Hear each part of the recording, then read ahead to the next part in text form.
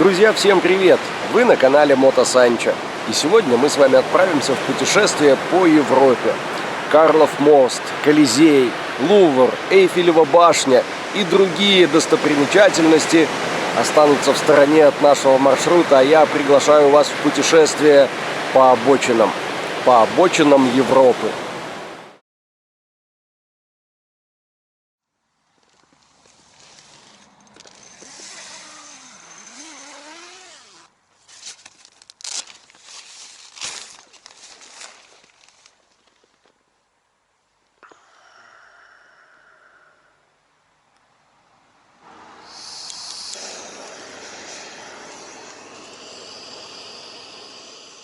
Друзья, всем привет, доброе утро! Вы на канале Мото Санчо, и мы с вами находимся в Португалии. Вчера въехали, долго искали ночлег, и в итоге вот стояли на заправке, прямо за стоянкой дальнобойщиков. Ну, такое, всю ночь мимо ездили машины, ездили фуры, а там еще дорога разбита, они сбрасывают скорость, потом снова разгоняются. В общем, спалось не очень хорошо, но в принципе обошлось, я считаю. Переночевали и ладно. Дальше будем двигаться в направлении океана и, надеюсь, там найдем красивое место, где можно будет встать с палаткой и, наконец, покупаться. А сейчас завтрак. Завтрак на заправке. Там есть столики такие. Людей очень много. Все едут отдыхать. Ну и мы тоже. Вот, кстати, думаю, что не помешало бы проверить давление в колесах, но здесь есть компрессор, но нет шланга. Возможно, его выдают на заправке за какую-то символическую сумму. Ну, можем и обойтись. Кстати, насчет заправки, бензин нам тоже нужен, у меня уже засветилась лампа топлива. Ждем, когда закипит водичка, кофе, чаек, уютный завтрак на заправке. Но пока мы тут завтракаем, я хотел бы вам рассказать одну очень важную вещь о путешествиях по Португалии. Мы вчера, когда въехали, первым делом увидели такой огромный знак «Платные дороги». И там были тарифы. Мотоцикл столько-то, машины столько-то. Проехали и думали, а где же тут оплачивать, а каким же образом это можно сделать? Дело в том, что большинство автострад Португалии платные. Часть оплачивается традиционно на шлагбаумах с помощью налички или карты, а часть оплачивается электронным способом через транспондеры, которые можно взять в аренду, пополнить счет. И с этого счета будут списываться деньги при пересечении каких-то рамок. Короче, все сложно, все запутано. Начал вчера разбираться в 11 вечера, как только поставили палатку. И очень хорошо, что начал этим заниматься вчера, потому что еще вчера до 12 ночи успел оплатить вчерашний день, сегодняшний и завтрашний. Есть такой тариф, вроде как безлимит. Ты платишь 20 евро, да, это довольно много за мотоцикл, но при этом ездишь по всем платным дорогам Португалии неограниченно, сколько хочешь, туда-сюда, хоть все 3 дня катайся, на любые дороги можешь заезжать. В общем, наверное, лучший в нашем случае был вариант. Был еще один. При въезде в Португалию, вот там, где вот этот большой знак, где-то надо найти специальный автомат, в котором привязать вашу платежную карту к вашему номеру транспортного средства. И тогда непосредственно с карты в течение 30 дней при пересечении вот этих платных рамок будет списываться какая-то сумма. То есть вы заплатите только за то, что вы накатали. Удобно? Да. Но таких автоматов всего 4 по всей Португалии. Они находятся на границах. Мы, естественно, проскочили, назад возвращаться не будем. Поэтому оплатили вот такой безлимит. Не забываем про ритуал доливки масла. Что у нас? О, подъело. Грамм 150 надо долить.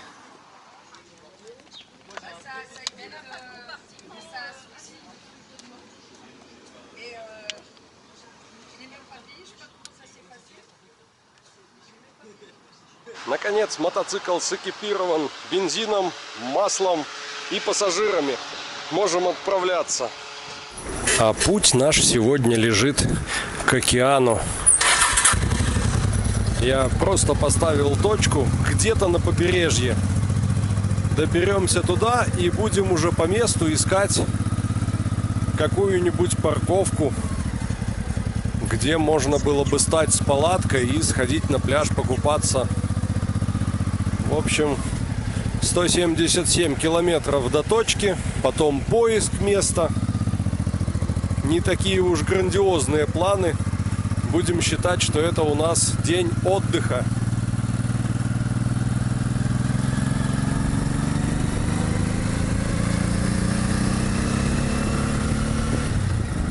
Возвращаясь к теме платных дорог, можно было бы, конечно, сэкономить и ехать бесплатными альтернативными дорогами. Они здесь есть.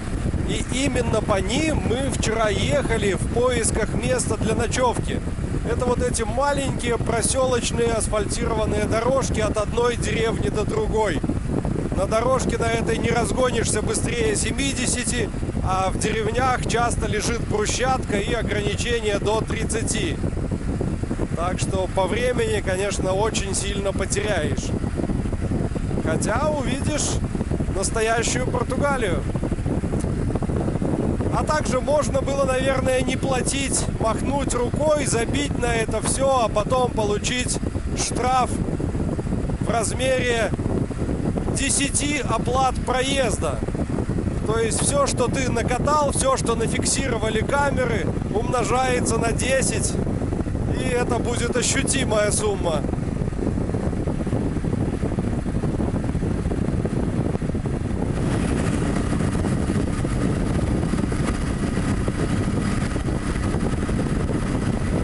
Португалия, конечно, красиво, особенно солнечным прохладным утром.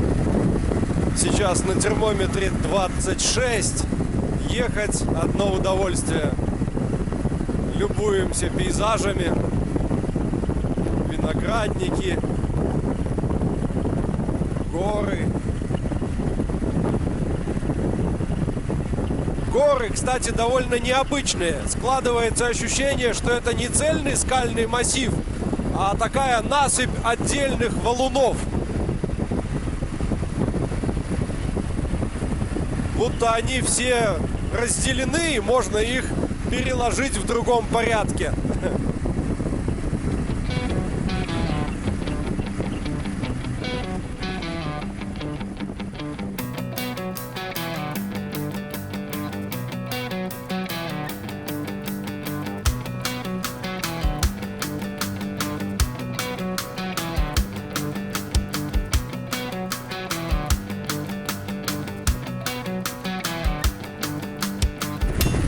Здесь навигатор предлагает нам сменить дорогу.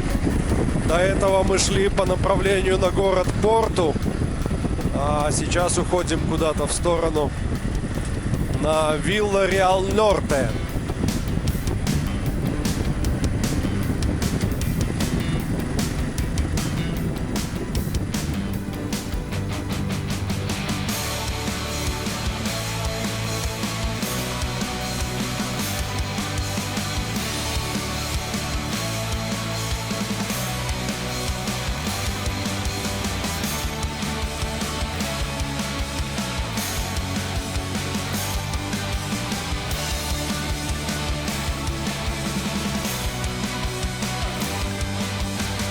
Ох, как в правых поворотах тяжело.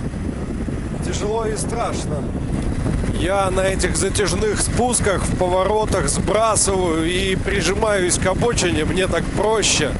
А за нами едет целая очередь легковушек. Ну и я думаю, обгонят, наверное, сейчас. Рукой даже несколько раз показывал, пожалуйста, обходите. Но нет, все держат дистанцию, никто не обгоняет. Мало того, никто и не выражает своего неудовольствия, фарами не мигает, не сигналит. Одна только машина обогнала, и это была скорая помощь. Я уж подвинулся, и он меня обошел. А в целом, конечно, по этим дорогам удобнее ездить без коляски. В этих поворотах можно было бы классно закладывать. Я, кажется, понял, почему навигатор поменял маршрут и увел нас в сторону. У нас по-прежнему стоит птичка на пункте избегать платных дорог. Вчера не получилось, а сегодня он решил реабилитироваться и увел нас куда-то на периферию. Оу, я все это время ехал с подсосом. Интересно, какой расход топлива был.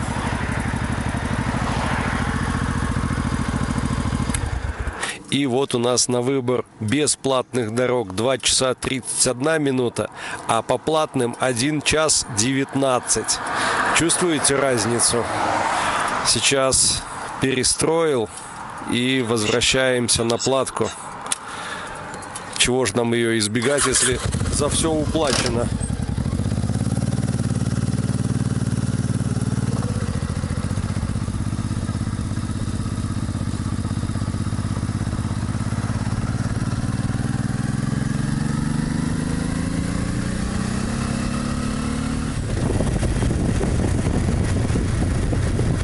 Но я вам скажу, Португалия густо заселена. Горы и вон сколько домов. Практически один населенный пункт переходит в другой.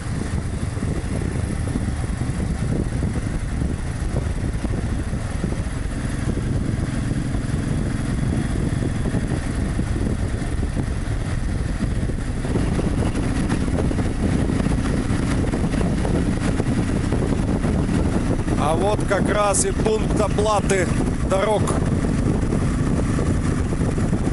2,20 расценка для мотоцикла за 100 километров.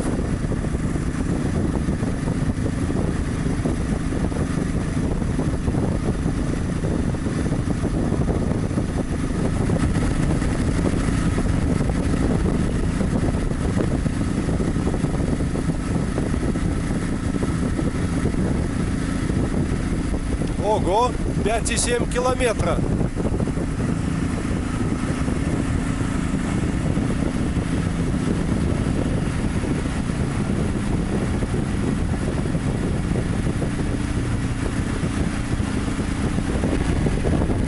В какой-то момент начинаешь чувствовать себя машинистом поезда метро. Реально, едем и едем. Все прямо и прямо.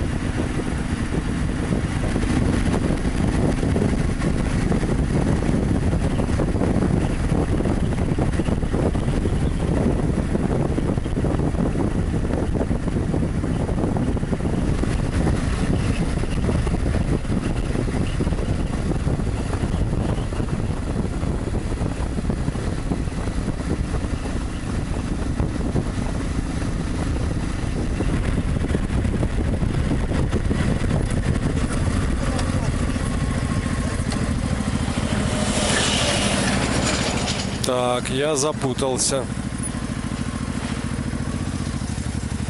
Ага, здесь берешь талончик.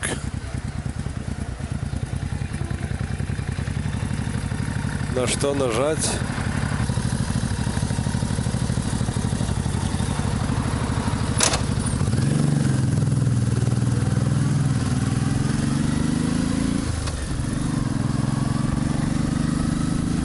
Как я уже говорил, в Португалии два типа платных дорог. Частные и государственные. Мы сейчас, кажется, въехали на государственный участок, взяли какой-то талон. Ничего не понятно, отмечено время въезда. Скорее всего, на выезде попросят оплатить. И я вот не знаю, тот платеж, который я сделал через интернет, он покрывает обе сети платных дорог или только частные, только там, где электронная оплата. В общем, будем разбираться, но чувствую, обдерут нас как липку. Португальцы сделали специально максимально запутанную систему оплаты, чтобы с туристов собирать побольше денег.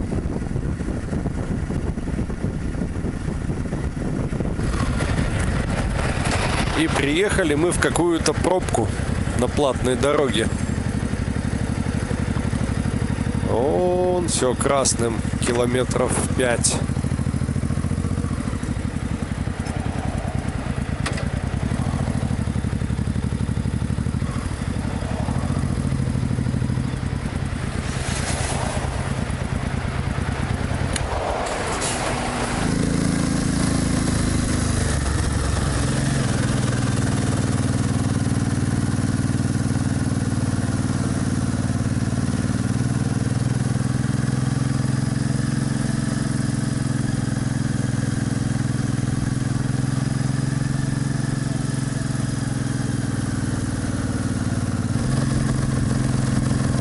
Какой забавный маленький кемпер на базе легковушки.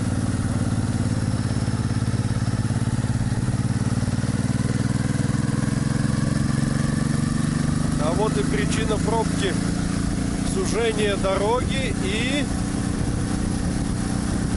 ничего.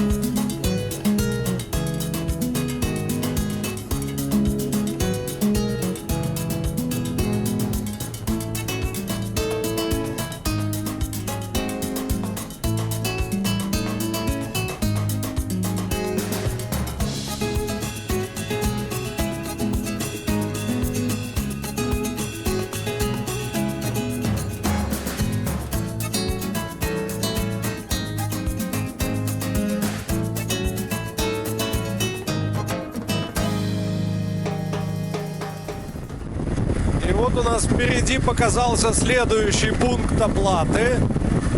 Скорее всего, придется что-то платить. Так. С буквой В это где транспондер. О, с человечком. Давайте туда, где с человечком.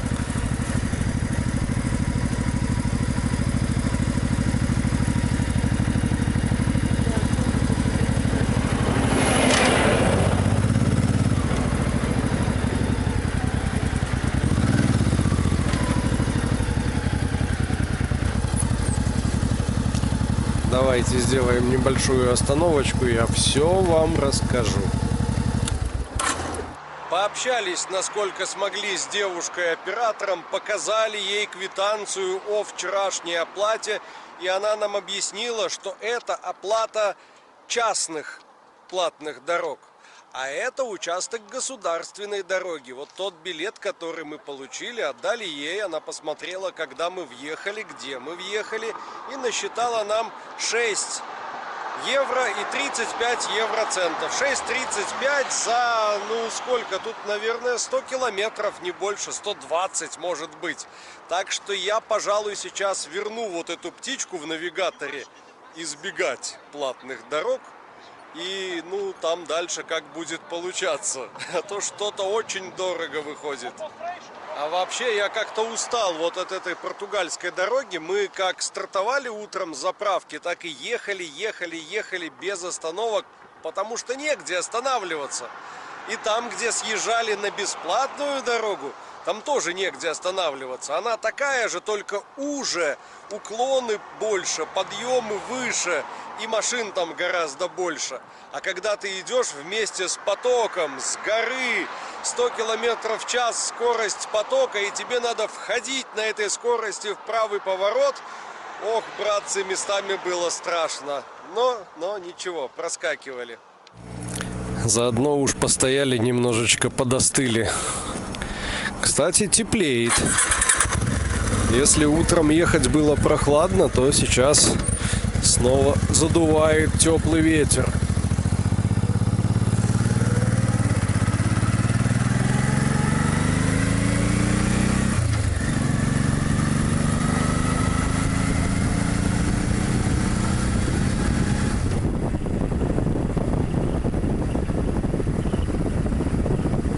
Кажется, то, что я сначала принял за дымку облаков впереди, это на самом деле океан.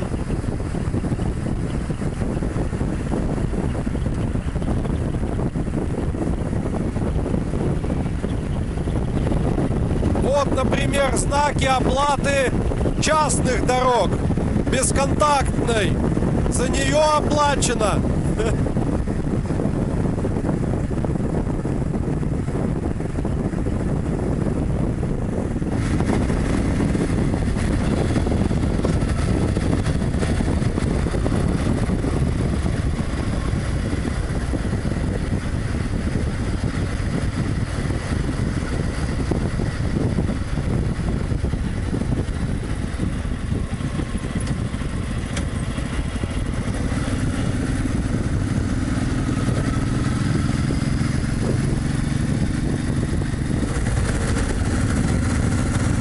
Ушли с трассы в сторону океана.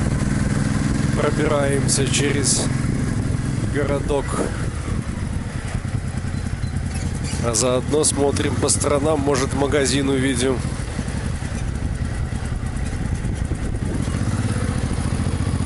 Кафе. Магазин.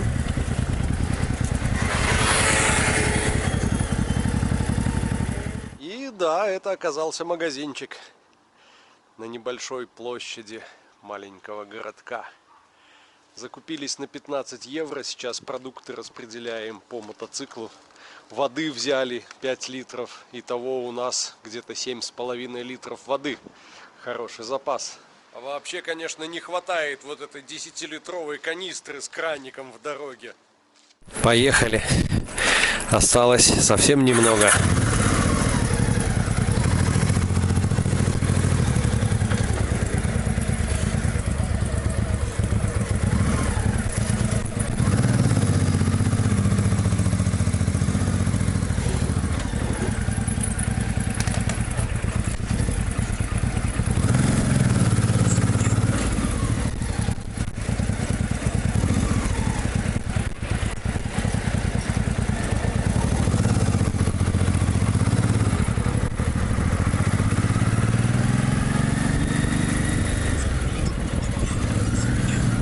Гляньте, какой дом с фресками.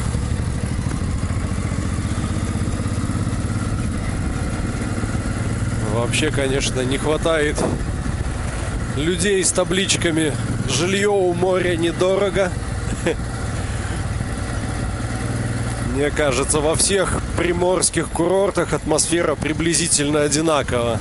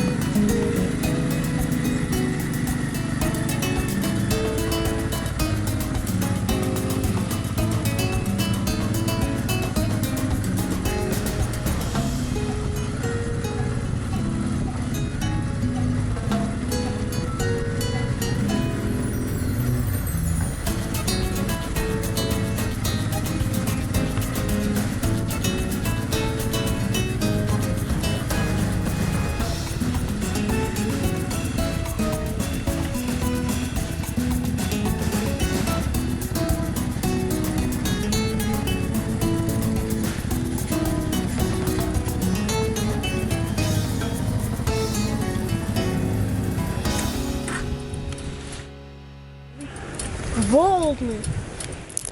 Приехали. Добрались.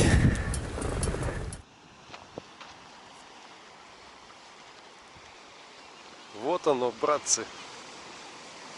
Вот оно. То, к чему мы так долго ехали. Атлантика. Океан. А там дальше, кажется, вдоль берега идет дорожка, и при желании можно найти место, где стать с палаткой. И пляжик там удобный, песчаный.